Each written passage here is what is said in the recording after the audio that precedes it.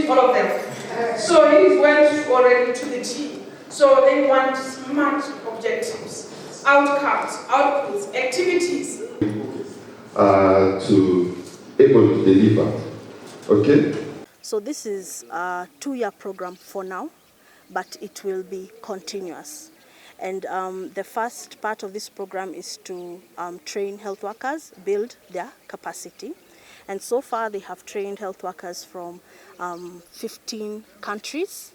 And the idea is to go into all 47 member states of the WHO Afro region.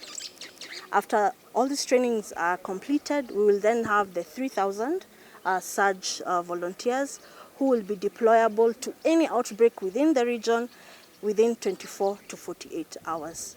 So that is the aim of this training.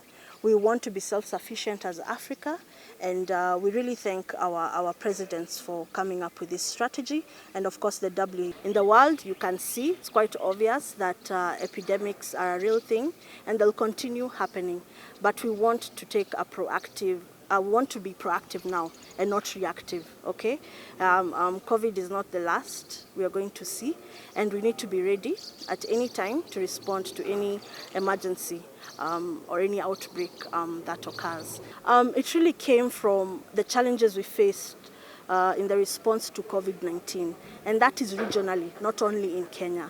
And in fact, this was the initial push for this came from our presidents, our African presidents, after a particular meeting, and my colleague from the WHO will be able to speak more on that.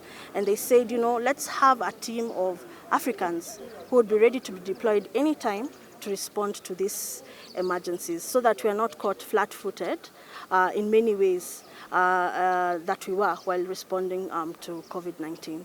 Yeah, there are areas where we had some deficiencies, but of course that's not only in Kenya or Africa, it's all over the world, and that is what this training is for. It is to make sure that our health workers are fully trained and they have all the knowledge that they need to be able to respond to any emergency of that kind. I would say Kenya has been making improvements day by day. We have many challenges, but in my opinion, I think we did our very best with COVID. But this training now is addressing some of those challenges that we noticed. And that is in the capacity, that is knowledge-wise, and also the number of health workers that we have. We did not have enough to respond optimally. So this training is going to remedy that. Yeah. 3,000 in all of Africa.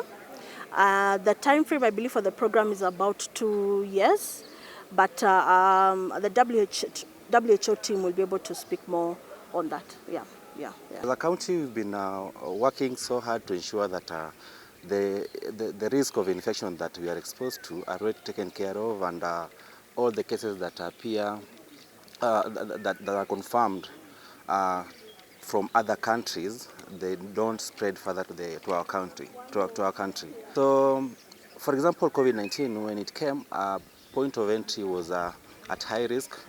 Infection, most of the infection came from point of entries, and Busia County has a border, 2 borders that connects to the East and Central Africa, and that informed the formation of our Public Health Emergency Operations Center that I currently work in. I believe the surge, being trained as a volunteer for Health Corp, the surge team will be so much important in ensuring that it well coordinates to respond to any emergency that occurs in the country. So I believe that this training that we've just done will help a lot in strengthening the response mechanism and also in prevention of infection in the country. Yeah, some of the gaps were addressed, for example, handling the COVID cases, COVID-19 confirmed cases. The way we used to handle it and the way we train here is totally different, because we were used to discriminating them from others and handling them in a wrong way. But from this training, we've been taught how best we can handle such cases, and also how best we can respond to an emergency whenever it occurs. And I can say that it was such a successful training. I'm confident in the training and I would like to appreciate all the facilitators that trained us during the training. Going forward, I would say that we are ready to be deployed in case of any emergencies in the EOCs. And yeah. From the Ministry of Water, we handle wash. And in the FIOC, the EOC, they have a cluster in the operation where the wash is inside. So they need our expertise to help in the water, sanitation, and hygiene. Yeah.